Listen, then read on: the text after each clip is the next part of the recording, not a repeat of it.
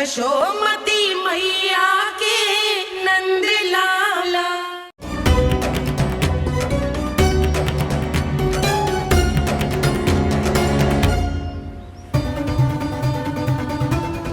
कान्हा, तू ऊपर क्यों चढ़ रहा है?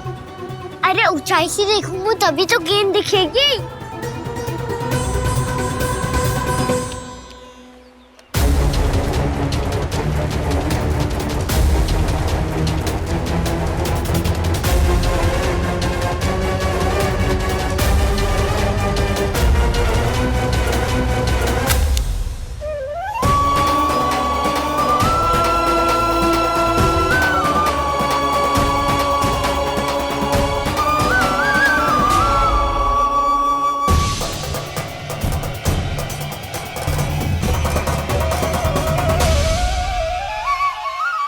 तो दिख ही ना रही।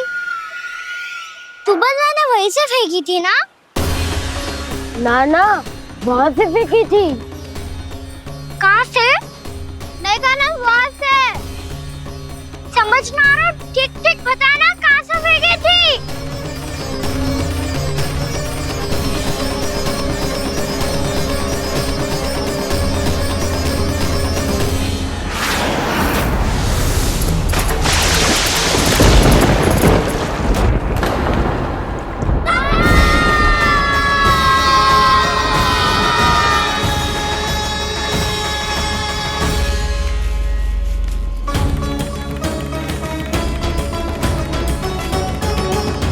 कालिया नाग के क्षेत्र में जाकर कोई भी जीवित वापस ना लौट सको।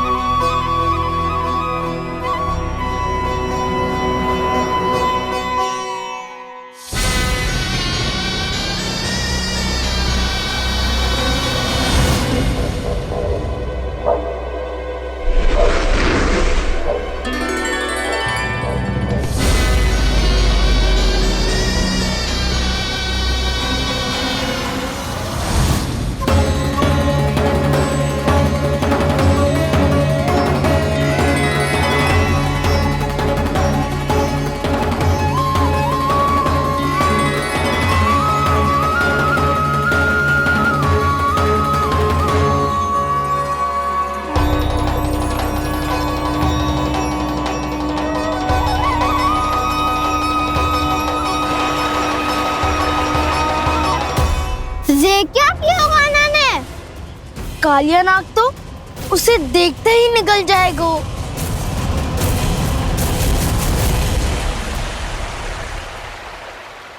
तो आरंभ से अब तक सब कुछ उसकी लीला का ही भाग था।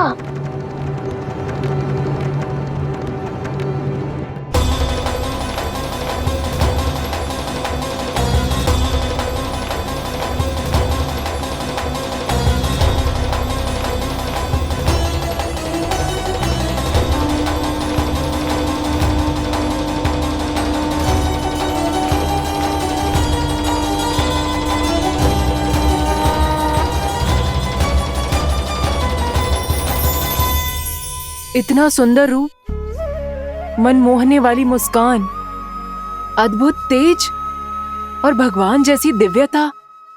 कौन हो तुम? हाँ, तुम्हें देखकर तो हम सब सम्मोहित ही हो गए।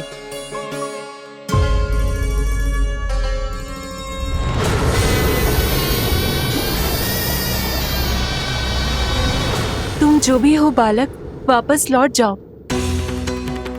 हमारा हृदय तुम्हें ही देखते रहना चाहता है, किंतु यदि हमारे पति जाग गए तो तुम्हें अवश्य हानि पहुंचाएंगे। ये बहुत विषैले है बालक, कालकोट जैसे भयानक। इनके विष से तुम नहीं बच सकोगे। नंदराज, कालियानाग के विष का प्रभाव बढ़ते ही जा रहा है। पहले 8 कोस तक उसके विष का प्रभाव था, अब तो 1 योजन से अधिक क्षेत्र में फैलो है। जल पीने के प्रयास से अनेक पशु मारे गए हैं और नदी के निकट के वृक्ष और वनस्पति सब नष्ट होने लगे।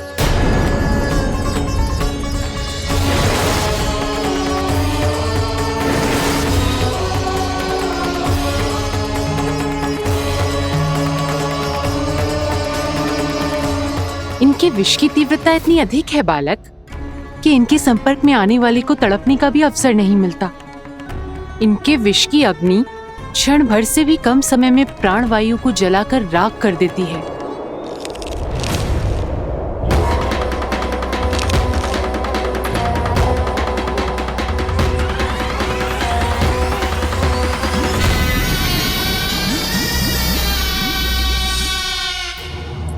तब तो समस्या और भी गंभीर हो जाएगी। मैंने तो सुनो है कि कालियानाग कम से कम 2 योजन लंबा है, सैकड़ों फन है उसके।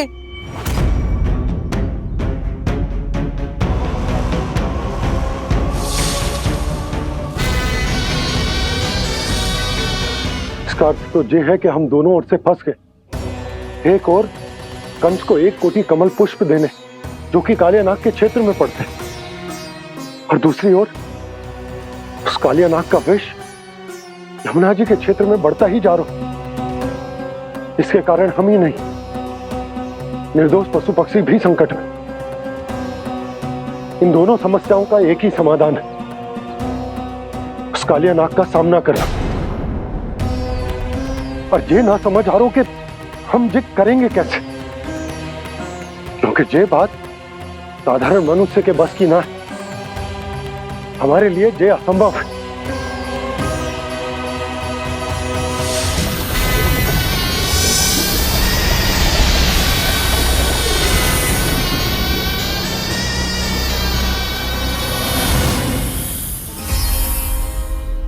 अब तो तुमने अपनी आंखों से भी देख लिया बालक, ये कितने विषैले हैं। नींद में भी विष उगलते हैं। इससे पहले कि तुम्हें कुछ हो जाए, चले जाओ यहाँ से, मान लो हमारी बात। आप सब मुझे जानती भी नहीं और फिर भी मेरी इतनी चिंता कर रही हैं आप। माँ की ममता भेदभाव नहीं जानती। तुम भी किसी के पुत्र हो और हम सब भी माँ हैं। एक माँ को हर बालक में अपनी ही संतान दिखाई देती है, इसलिए हम तुमसे विनती करते हैं, वापस चले जाओ, बचा लो अपने प्राण। मेरी चिंता मत कीजिए, मुझे कुछ नहीं होगा। होगा, अनर्थ होगा यदि ये उठ गए तो।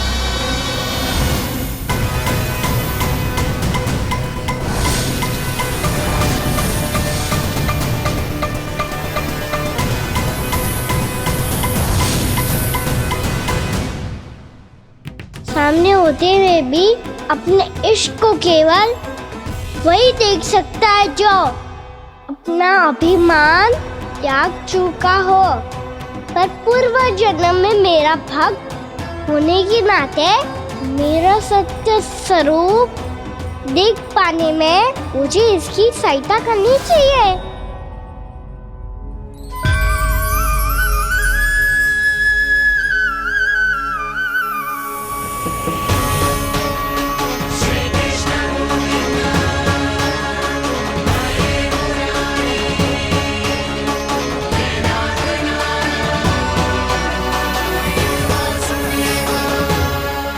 देखो हमारा छोटा सा कान्हा कैसे डट के खड़ा हुआ है।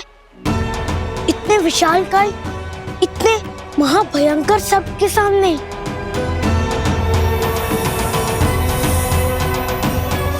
ये कोई भगवान नहीं है जो इसके सामने हाथ जोड़ रही हो तुम सब।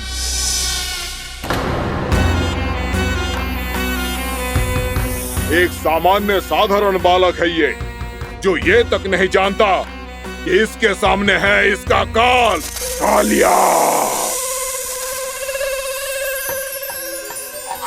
तू कौन है बालक? मेरे इतने निकट आकर भी तू जीवित कैसे है? मेरी नहीं, अपनी चिंता करो कालिया। बहुत मनमानी कर ली तुमने। अब बस मैं तुम्हें रोकना हूँ। अब बस मैं तुम्हें रोकना हूँ। मैं तुम्हें रोकना हूँ।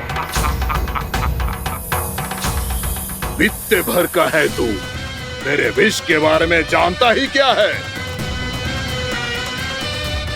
और कहता है मुझे रोकने आया है। किससे? किससे रोकना चाहता है तू मुझे? मुझे क्रोध दिलाने की भूल मत कर बालक। अपनी फुंकार से ही तेरी इस मुस्कुराहट को अंतिम मुस्कुराहट बना सकता हूं मैं। शीघ्र बता, कौन है तू और किसने भेजा है तुझे? तुम्हें आवाज भी है कि अपनी पुकारों से तुम कितना विष भूल चुके हो। पवित्र यमुना नदी को कितना दूषित कर दिया तुमने। और यही नहीं, तुम्हारे कारण निकट के जीव जंतुओं, वृक्ष, वनस्पतियों सबको हानि पहुंच रही है। तो क्या? मुझे उससे क्या? मुझे है आपत्ति है मुझे तुम्हारे इस व्यवहार से, और इसीलिए तुम्हें यहाँ से जाना होगा। यहाँ से जाना होगा।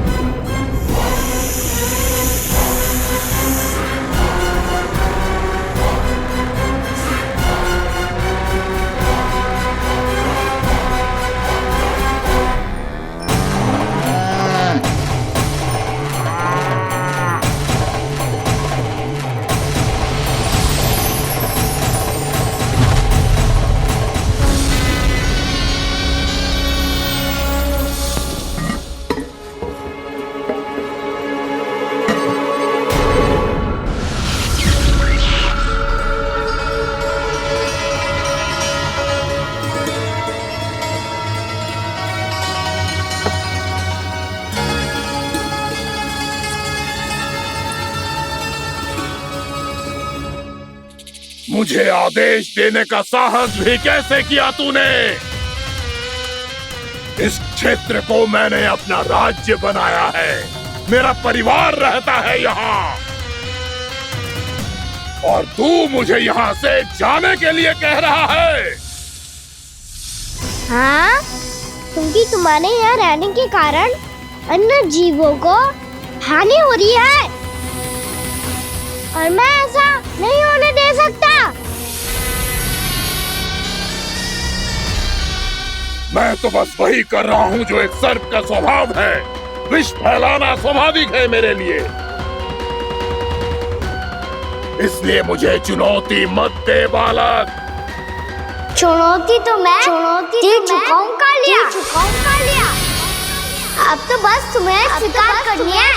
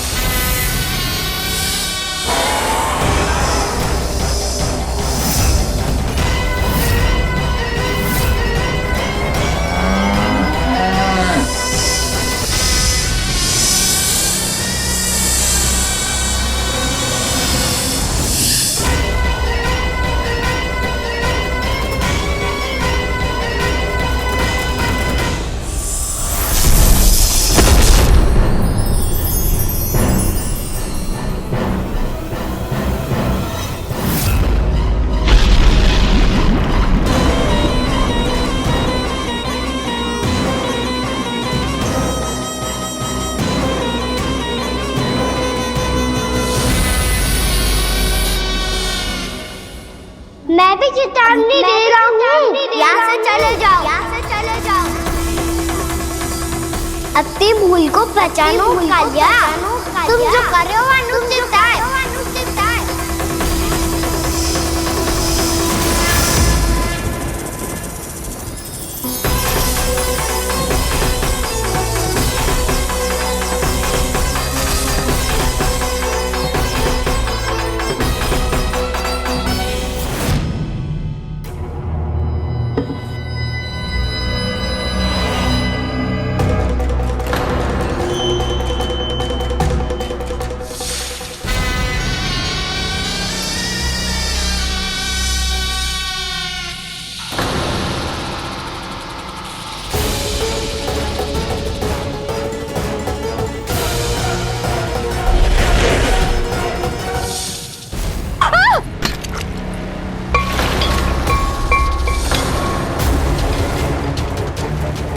अब मैं आता हूं। क्या हो गया सुधा? मुझे आवाज हो रहा है जी, कछु ना कछु गड़बड़ है। यशोदा, जो समस्या हमारे सामने है हम सभी उसका समाधान खोजने में जुटे हैं। तुम विश्वास करो, मैं कोई ना कोई समाधान अवश्य ढूंढ लूंगा। हम कैसे भी करके वो कमल के पुष्प उस कंस तक पहुंचा देंगे। नाना, समस्या उससे कहीं अधिक है, उससे कहीं अधिक बड़ी, उससे कहीं अधिक भयानक है।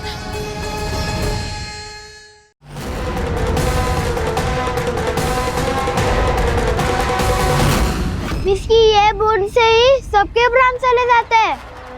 इसने तो विस्की धारियां फेंकी है खाना पे।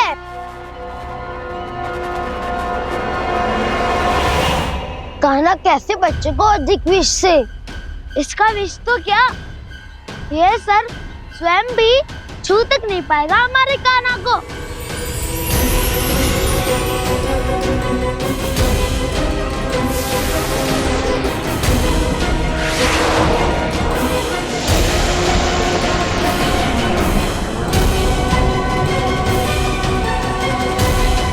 तुम्हारे सखा को, मेरे भाई को कोई हानि नहीं पहुंचा पाएगा। ये कान्हा का सत्य चाहे जो हो बलराम, पर अभी तो जो एक बालक ही है ना। देखो कैसे विष के कारण स्थिर हो गया है।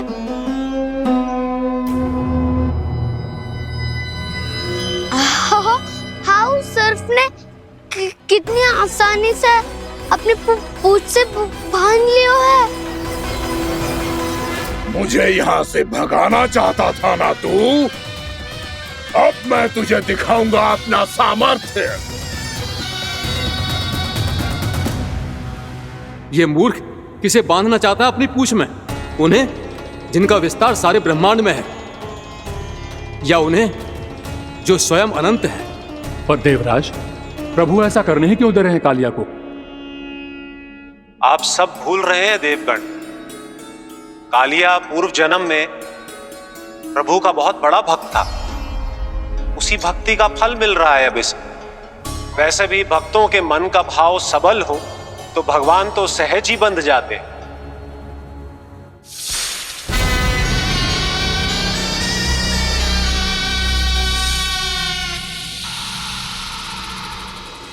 बलराम, तुमने ही तो कही थी कान्हा को कछु ना होगो। देखो उस दुष्ट ने चारों ओर से जकड़ लियो है।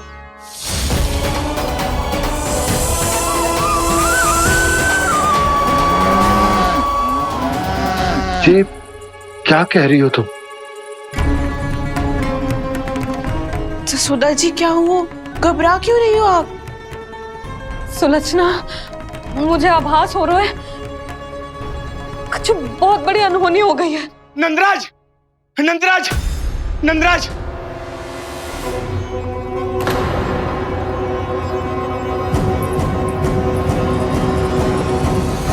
नंदराज, कान्हा ने जमदग्नि नदी में छलांग लगा दी है।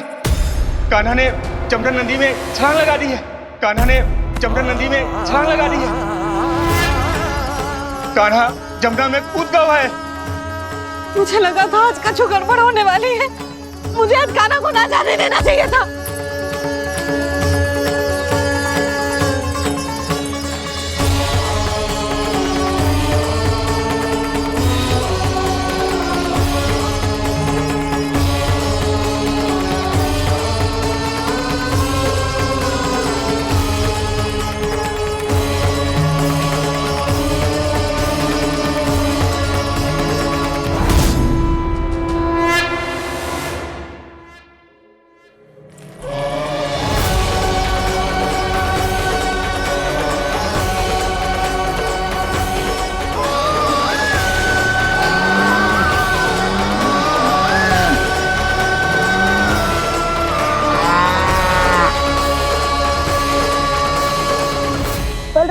शीघ्र कच्चू करो ना।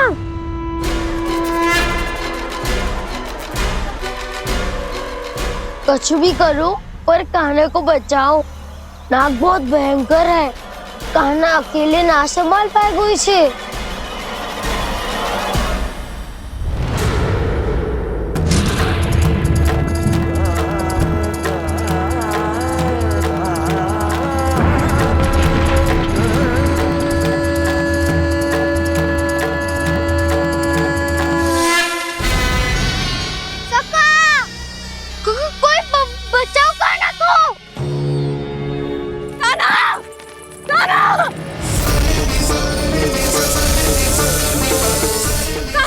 यशोदा, यशोदा रुको। छोड़ दो मुझे, छोड़ दो मुझे। जीजी संभालो, बावली हो गई है।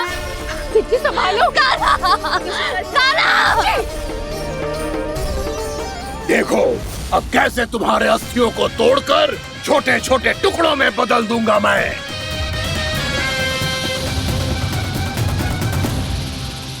अगर जी आप जाओगी तो आप भी फंस जाओगी। अपने लल्ला के लिए मैं किसी भी संकट का सामना करने के लिए तैयार हूँ। छोड़ो ना यशोदा, हमें कोई और उपाय खोजना पड़ेगा। कोई और उपाय? आप देख ना रही मेरा कान्हा किस दशा में है। कान्हा मैया के वश में नहीं है, नहीं तो ये अपने लल्ला के लिए साक्षात काल का भी सामना कर ले। ये तो केवल कालिया नाग है। हे नागराज, आप मेरे प्राण ले लो पर कान्हा को छोड़ दो। ना नागराज, आप मेरे प्राण ले लो, मैं विरोध भी ना करूंगी। ना नागराज, आप मुझे मार दो पर मेरे कान्हा को छोड़ दो। ना ना ना ना नागराज, मेरे प्राण ले लो। हमारे कान्हा से क्या शत्रुता है आपकी? प्रभु के लिए जो प्रेम यशोदा मैया के हृदय में है, वही इन सभी गोपियों के हृदय में भी है।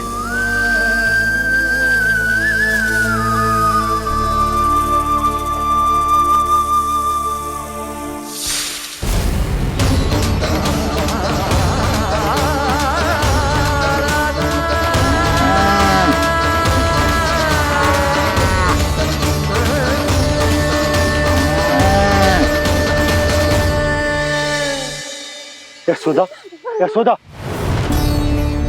देखो इन गोपियों को, इन गैयाओं को। इन सब के मन में भी तुम्हारी भांति ही ममता भरी हुई। वो सब भी कान्हा से उतना ही प्रेम और स्नेह करती हैं, उतनी ही ममता से भरी हुई है जितनी कि तुम।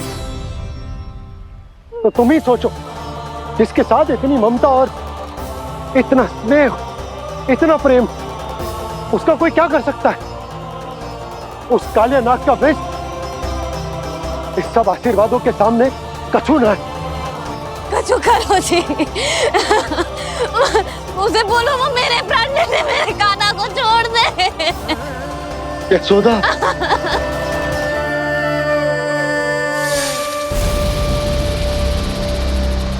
केवल इन्हीं में नहीं देवराज, नाग पत्नियों के हृदय में भी ममता का वही प्रेम उमड़ रहा है। देखिए। मैं आपके हाथ जोड़ती हूँ स्वामी, इस बालक को छोड़ दीजिए। ये अवश्य ही कोई दिव्य आत्मा है स्वामी। हम आपसे विनती करते हैं स्वामी, इस नन्हे बालक को हानि मत पहुंचाइए स्वामी। मेरी पत्नियां मेरे ही शत्रु के लिए विनती कर रही हैं। अब यदि इसके पक्ष में एक शब्द भी कहा तुम सबने, तो मैं इस बालक से पहले तुम सबके प्राण ले लूंगा। हो रहा प्रसन्न नाग कालिया, विजय को निश्चित जान। रोते बिलखते व्याकुल सब, संकट में देख कान्हा के प्राण।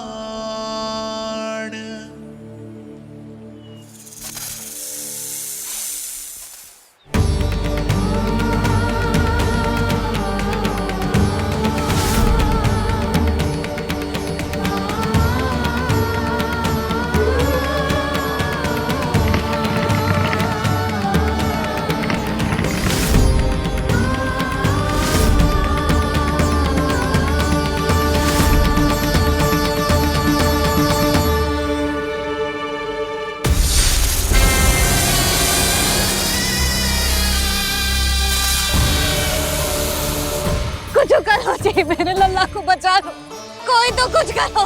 जीजी संभालो जसोदा। यशोदा, यशोदा तुम शांत हो जाओ, मैं कान्हा को वापस लेकर आऊंगा, मैं रक्षा करूंगा उसकी। ना नंदराज, नंदराज नहीं, कम से कम आप तो समझो नंदराज, कालिया के पास आप जाओगे तो आप भी फंस जाओगे।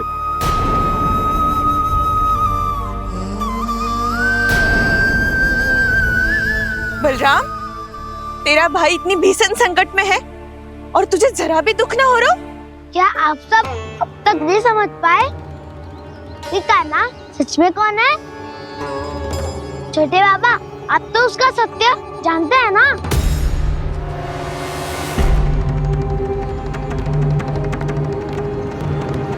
मानता हूँ कि आप सब कान्हा के रहस्य के बारे में नहीं जानते, पर क्या उसके जन्म से आज तक घटी एक से बढ़कर एक विचित्र घटनाओं को भी भूल गए हैं आप सब? भूल गए हैं कि कैसी पूतना जैसी राक्षसी उसका कुछ बिगाड़ नहीं पाई, कैसे तरनावती जैसा भयानक राक्षस उसे एक खरोच भी नहीं दे पाया था।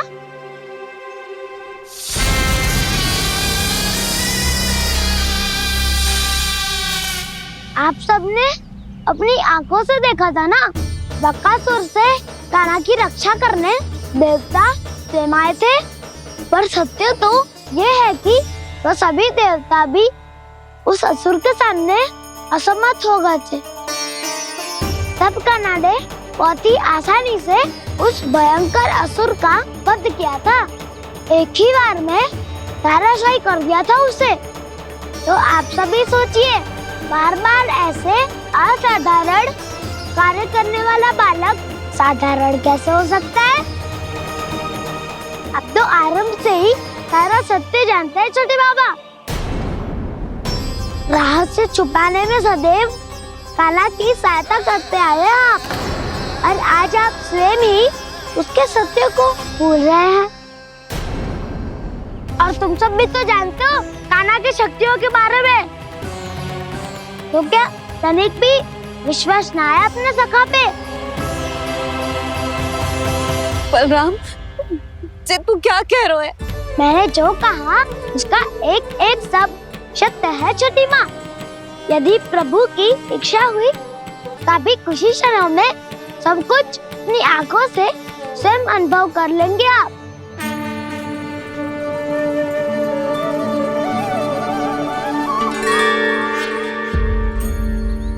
शांताकारं भुजगशयनं पद्मनाभं सुरेशं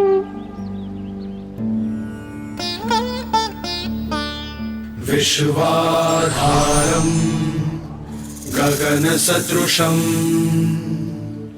मेघवर्णं शुभांगं लक्ष्मीकान्तं कमलनयनं योगी वीरध्यानगम्यम् वन्दे विष्णुं भवभयहरं सर्वलोकैकनाथम्।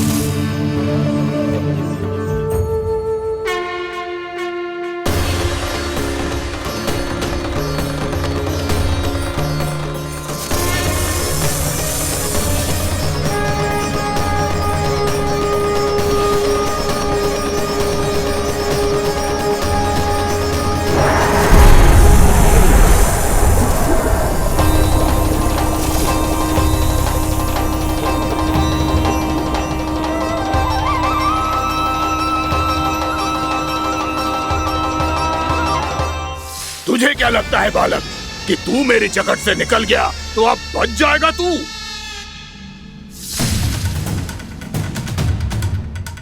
मेरे विष से अपनी प्राण रक्षा करने में सफल रहा, मेरी जकड़ से भी छूट गया, पर मेरे दंश से नहीं बच पाएगा।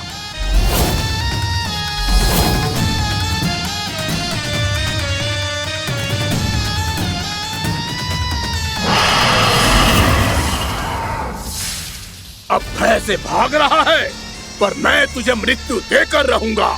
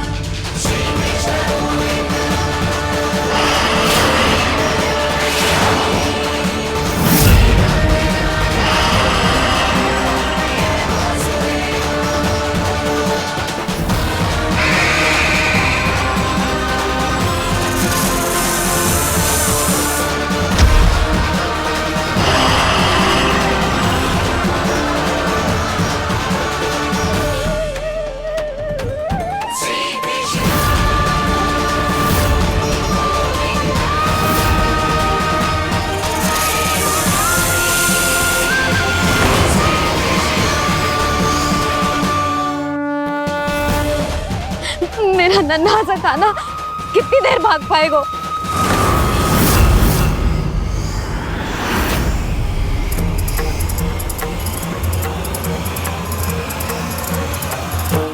और कितनी प्रतीक्षा करोगे मेरी भक्त कालिया? भक्त नहीं, काल हूँ मैं तेरा। जब अहंकार का मुकुट बुद्धि को ढक लेता है तो भक्त अपने भगवान को भी नहीं पहचान पाता। व्यर्थ की पहेली में मत उलझा बालक। ना मैं भक्त हूँ और ना तू भगवान।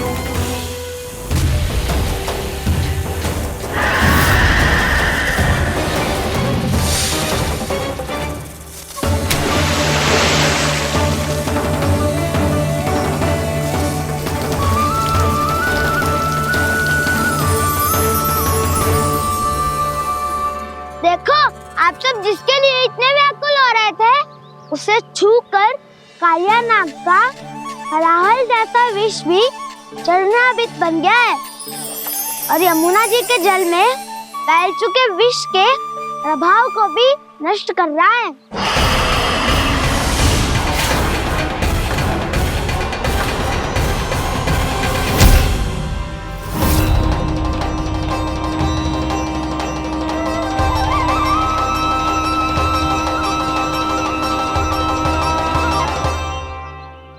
धर्म रक्षक अधर्म विनाशक प्रभु श्री कृष्ण का कौशल सचमुच अद्वितीय है। नारायण नारायण।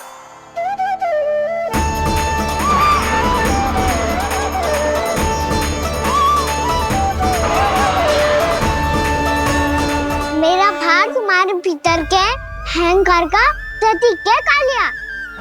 अब तुम्हारा अहंकार, तुम्हारा अनपान मेरे पाँव के नीचे है और तुम्हारी पूंछ अर्थात तुम्हारे प्राण मेरे हाथ में। करोगे भक्त?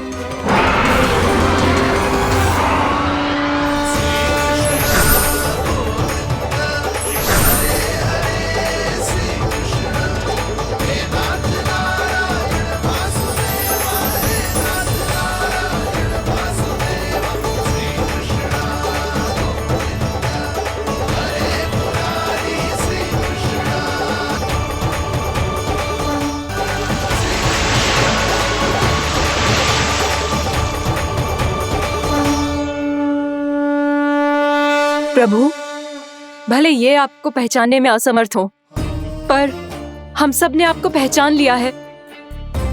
हाँ प्रभु, एक भक्त होने के नाते और एक अर्धांगिनी और माँ होने के नाते मैं आपसे इनके प्राणों की भिक्षा मांगती हूँ।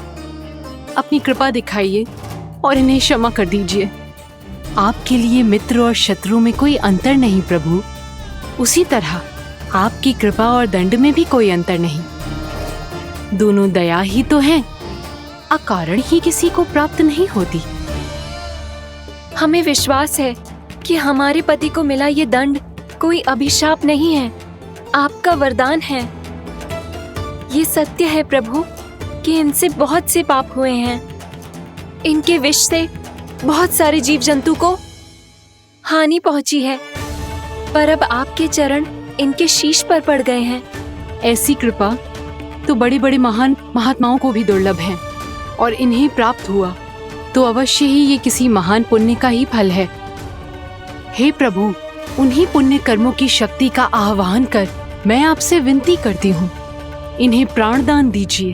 मैं अपने इस भक्त को क्षमा अवश्य करूंगा देवियों, यदि ये अपने अहंकार को त्याग कर मुझे पहचान ले तो।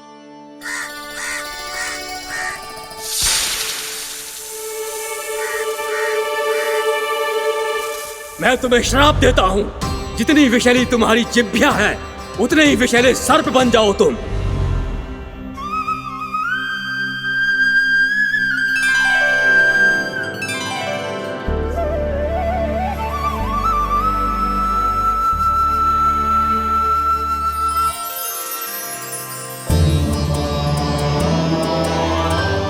नारायण, मुझे क्षमा कीजिए नारायण।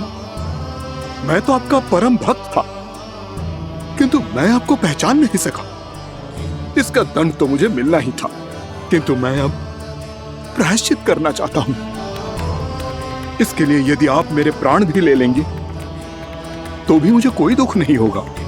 मैं अपना जीवन, मृत्यु और अपना अस्तित्व सब कुछ आपको समर्पित करता हूं। तुम्हें तुम्हारे क्रोध के कारण श्राप मिला, जिसे विशाल सर्प के रूप में तुम्हारा जन्म हुआ, और सर्प का तो स्वभाव है विष फैलाना।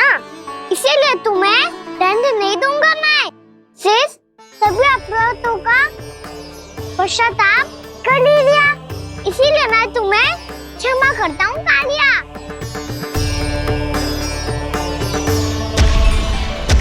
पर तुम्हें यहाँ से दूर समुद्र के बीच जाकर रहना होगा, जहाँ किसी निर्दोष का जीवन तुम्हारे विष से प्रभावित ना हो।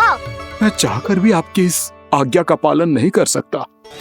मैं असमर्थ हूँ प्रभु, क्योंकि यदि मैं इस क्षेत्र को छोड़कर गया तो मेरी मृत्यु निश्चित है। आपसे क्या छुपा है प्रभु? आप तो जानते हैं कि सर्प जाति और आपके वाहन गरुड़ के बीच अनंत शत्रुता चल रही है, जिसका प्रारंभ नागों के द्वीप नागालय से हुआ था। उस द्वीप पर छोटे जीवों को निगल जाने के लिए सर्प थे, और गरुड़ को सर्पों का स्वाद बहुत प्रिय था, इसलिए वो बार बार नागद्वीप जाने लगा था। पर इस कारण पूरी सर्प जाति उससे आतंकित हो गई थी। इसलिए जब भी गरुड़ वहाँ पहुँचता तो सभी सर्प छिपने लगते। जब गरुड़ को इसका आभास हुआ तो उसे बड़ा क्रोध आया, और वो उत्तेजना में भरकर सर्पों का शिकार करने लगा। भूख ना होने पर भी उन्हें मारने लगा। अब सर्पों के प्राण हरना उसके लिए खेल बन गया था। इस भीषण समस्या का समाधान ढूंढने के लिए पूरी सर्प जाति महान सर्प वासुकी के सामने इकट्ठी हुई। हे महान वासुकी, हमारी सहायता कीजिए। नागद्वीप पर गरुड़ ने आतंक मचा दिया है। पहले तो वो हमें अपना भोजन बनाता था, लेकिन अब हम उसके खेल का साधन बन चुके हैं। भूख हो या ना हो, जब तब आकर वो हमारे प्राण हर लेता है। अनुचित हिंसा के इस प्रथा का आरंभ सर्पों ने ही किया है। पहले आप सबने पूरे द्वीप पर अधिकार कर लिया, फिर आहार के साथ साथ आनंद के लिए भी आप सभी ने निर्दोष जीवों की हत्या की। और जब सृष्टि का संतुलन बनाए रखने के लिए गरुड़ आपको अपना आहार बनाने आया, तो आप सब अपने प्राणों की रक्षा के लिए छिपने लगे। तो फिर गरुड़ का उत्तेजित होना तो स्वाभाविक ही था। नागनाथ, जो हमने अन्य जीवों के साथ किया वही अब हमारे साथ हो रहा है, परंतु ये भी तो सृष्टि के संतुलन के विरुद्ध ही है ना? अवश्य है, इसलिए मैं गरुड़ से चर्चा करूंगा। धन्यवाद प्रभु।